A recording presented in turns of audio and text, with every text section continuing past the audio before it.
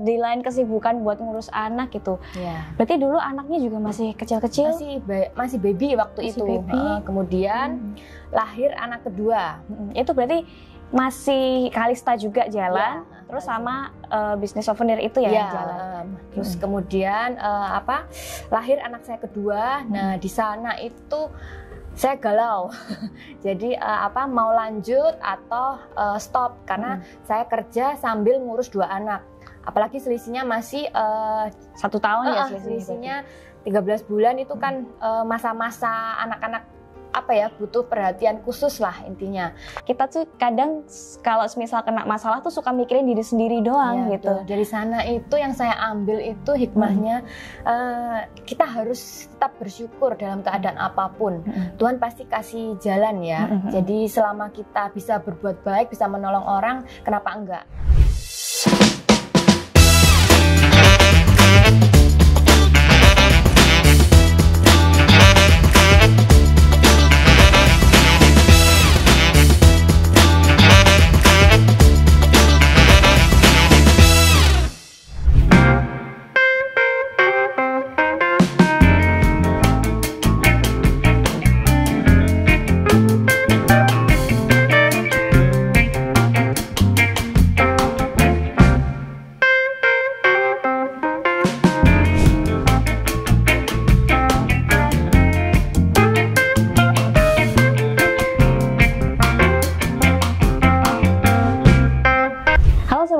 Balik lagi di konten unboxing, dimana di sini kita bisa belajar dan juga bisa mendengar cerita-cerita inspiratif dari para usahawan atau wirausahawan di Tulungagung. Nah, kalau ngomongin soal membangun usaha gitu kan, kita kan nggak bisa langsung dari bawah langsung naik atau langsung jadi besar gitu, enggak. Pasti kita melalui step-step dulu sebelum akhirnya bisa berhasil. Nah, kali ini aku sudah bersama salah satu owner ini. Dia tuh usahanya banyak, beliau ini usahanya banyak gitu, jadi gak cuma satu.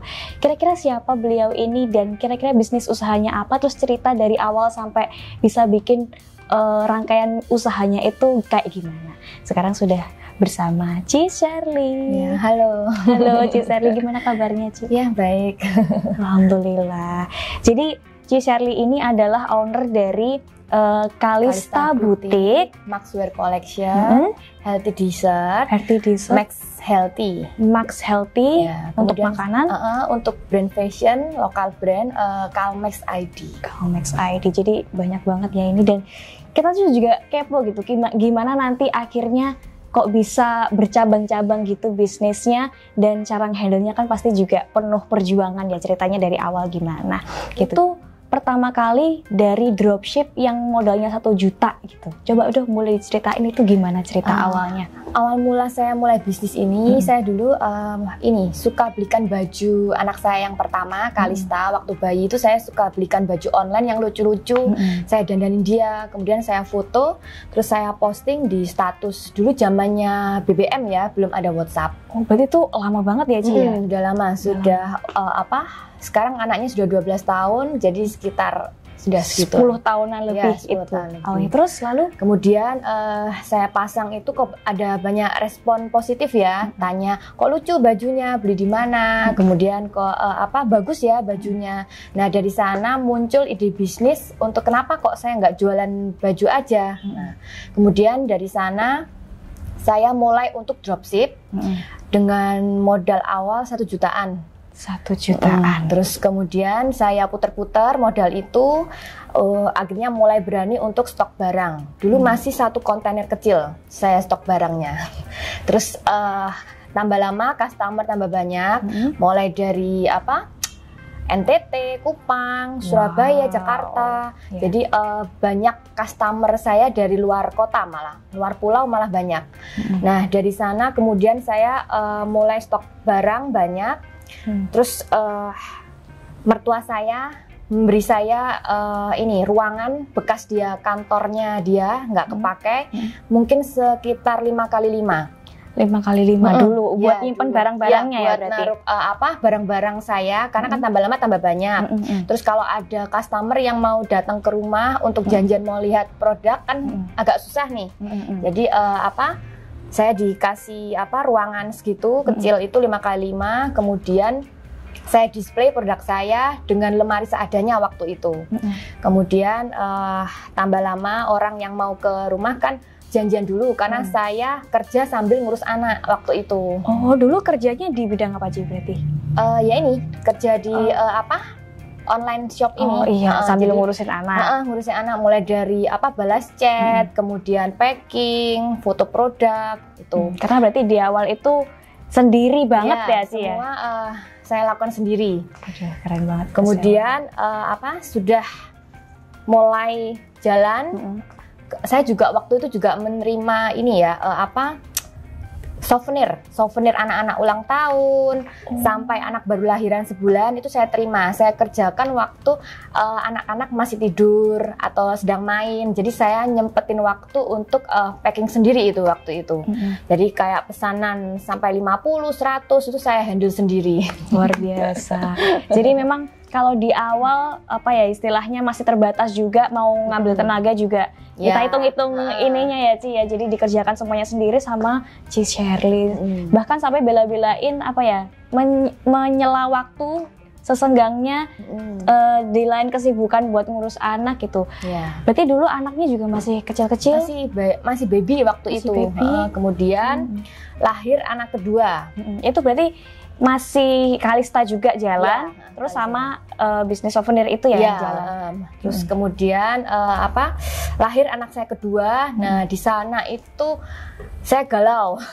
Jadi mau lanjut atau stop karena saya kerja sambil ngurus 2 anak. Apalagi selisihnya masih 1 tahun ya selisihnya 13 bulan itu kan masa-masa anak-anak butuh perhatian khusus lah intinya. Jadi dari sana kemudian support dari suami, dia bilang sayang kalau saya harus berhenti di titik ini karena customer sudah banyak dan tersebar di seluruh kota ya. Maksudnya banyak customer di luar kota, luar pulau. Sayang kalau saya harus berhenti di titik ini. Istilahnya mulai ada semangat lagi setelah ada support dari suami juga. Berarti support dari suami itu sangat penting. Jadi dari sana saya mulai untuk melanjutkan bisnis saya ini.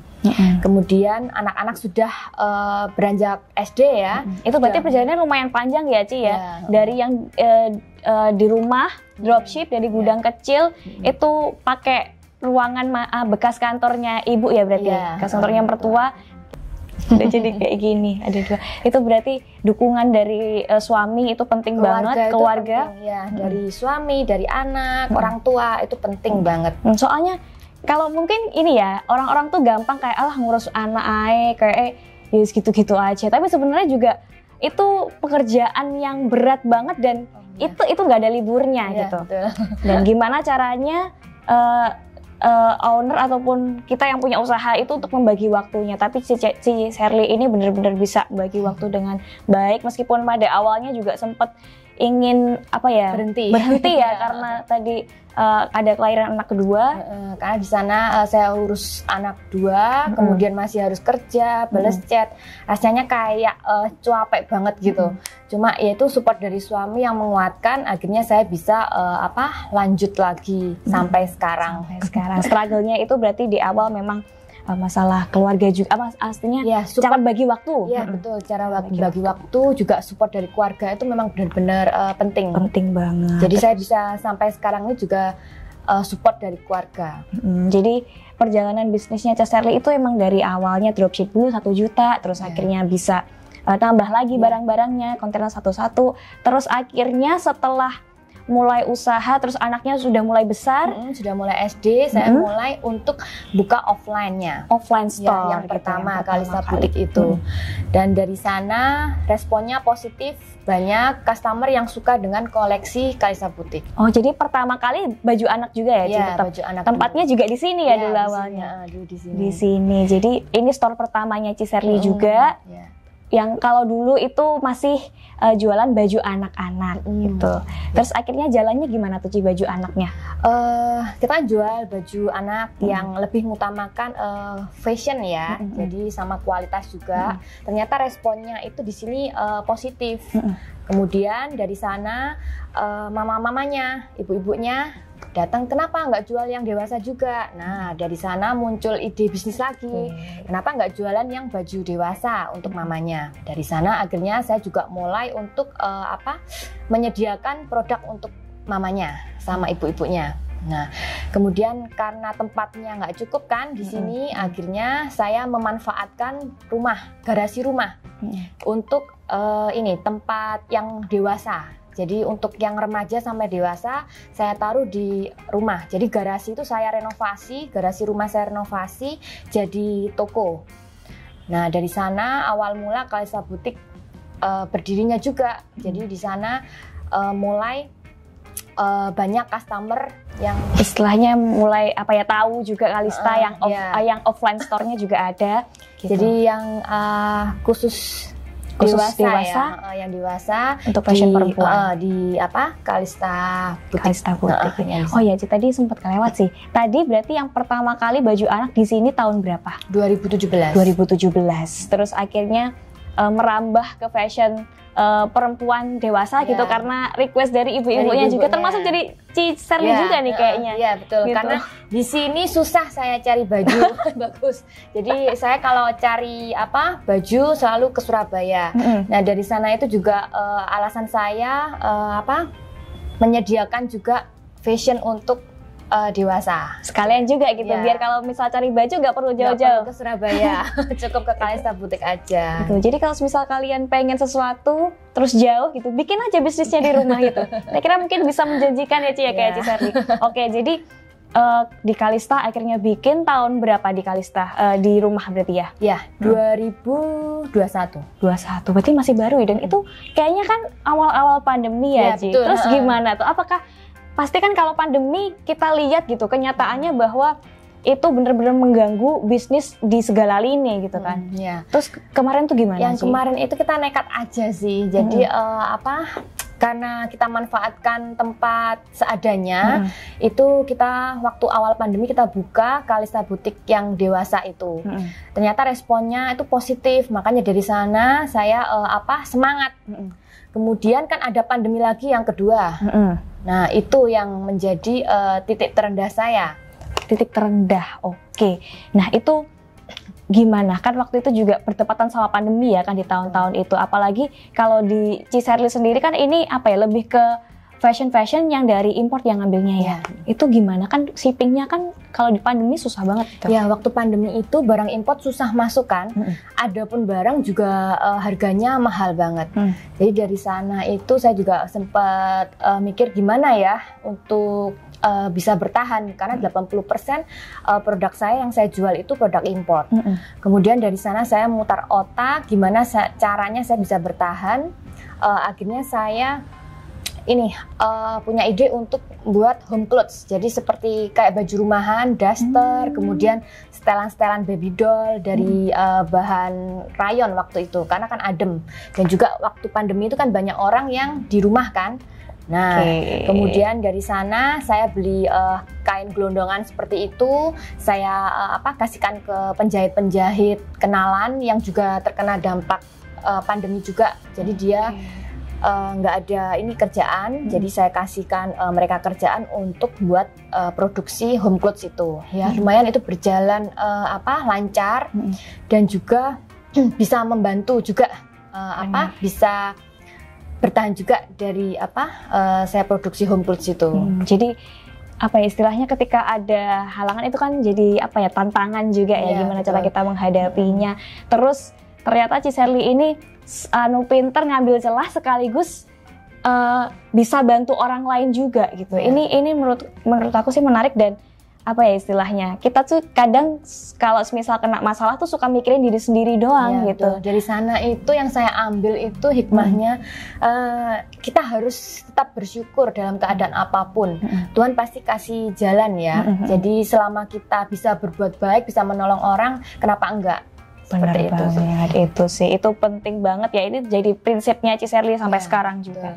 Itu yang bikin istilahnya kita kan manusia juga hidupnya kan nggak cuma sendirian gitu, mesti butuh orang lain gitu. Jadi kalau misal kita bisa memberdayakan orang lain lebih baik lagi, bahkan bisa bantu ekonominya kan pasti itu benar-benar jadi amalan juga dan istilahnya bisa jadi inspirasi banyak orang juga kayak Shirley ini.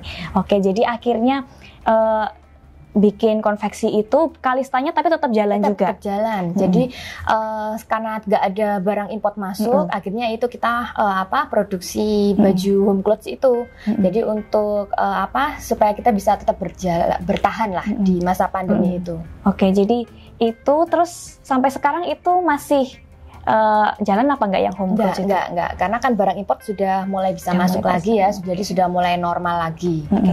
Jadi setelah tantangan-tantangan di masa pandemi itu, Kalista akhirnya juga pelan-pelan naik. Terus akhirnya di Kalista udah lumayan oke. Terus kan akhirnya memutuskan lagi buat bikin store baru khusus untuk baju-baju cowok. Nah, kenapa sih kok harus dipisah gitu kan? Soalnya kalau kita tadi ngobrol sebelumnya, Ci, di Kalista kan udah ada baju cowok gitu. Kenapa kok harus dibela-belain bikin sendiri store cowok gitu, khusus cowok?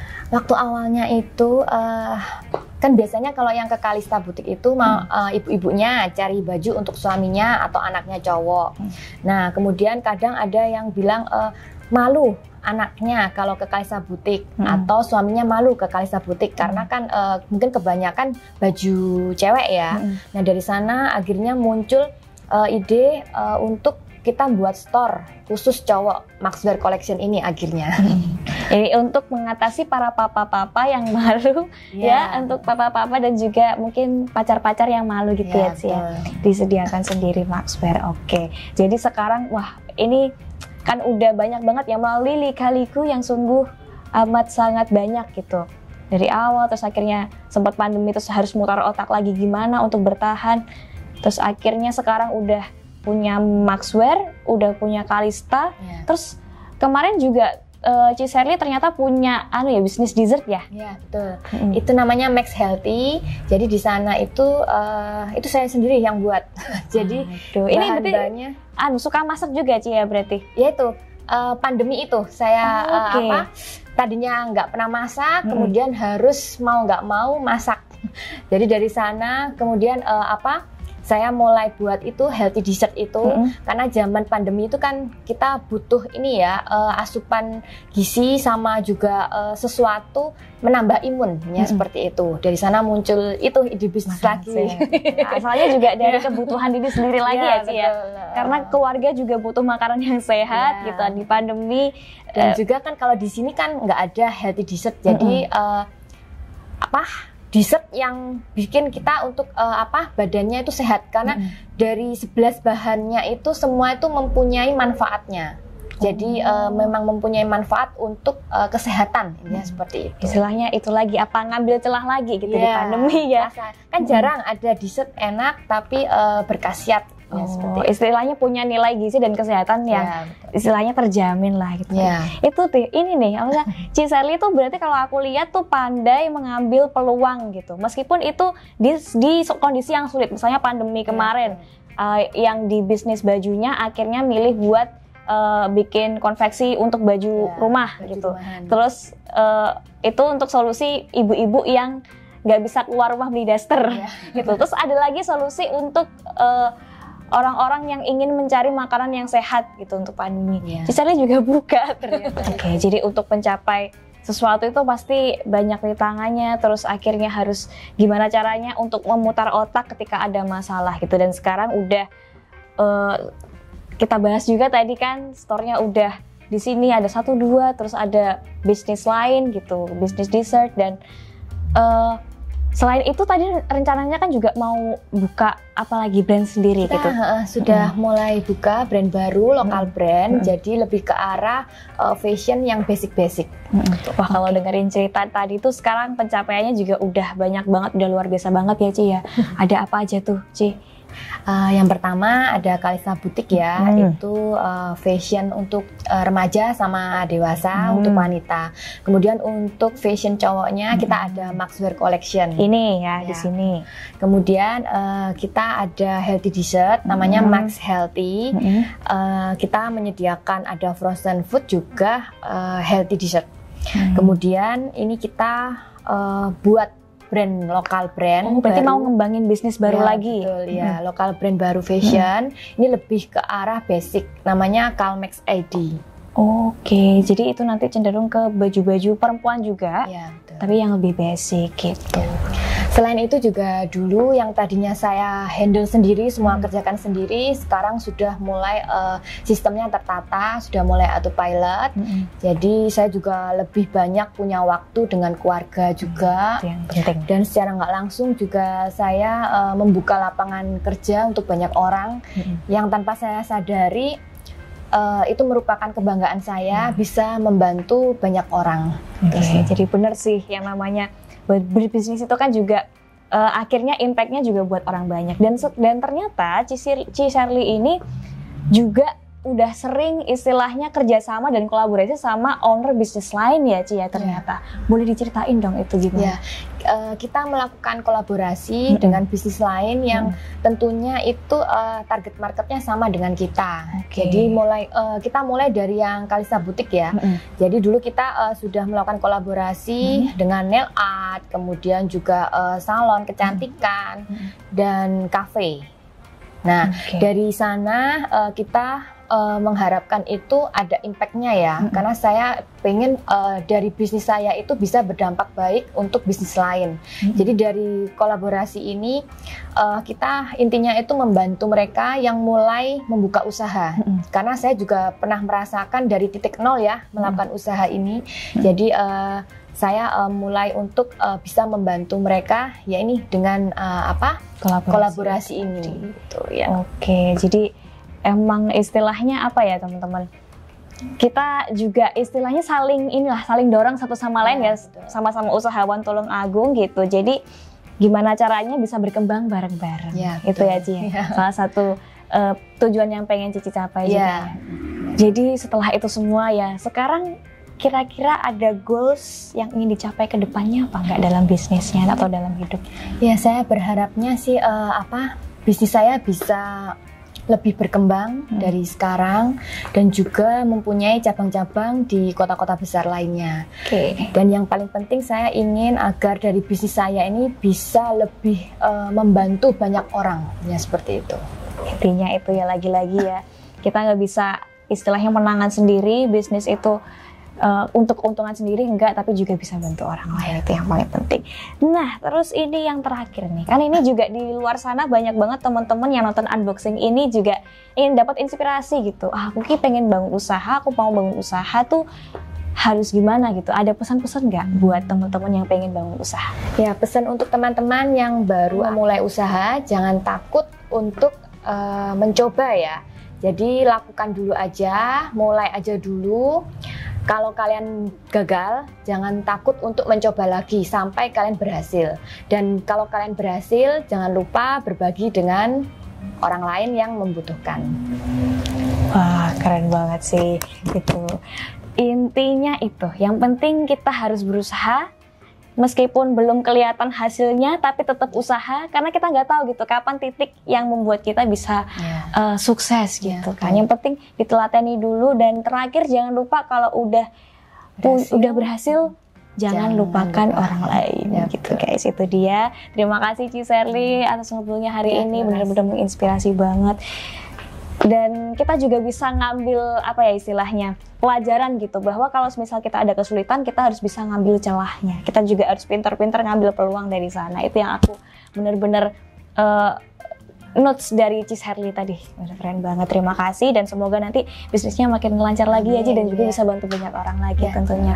Terima kasih buat teman-teman semua yang ada di rumah yang udah nonton sampai akhir. Jangan lupa buat nonton konten-konten lain di Radar Tulungagung TV, dan sampai jumpa di episode selanjutnya. Bye bye.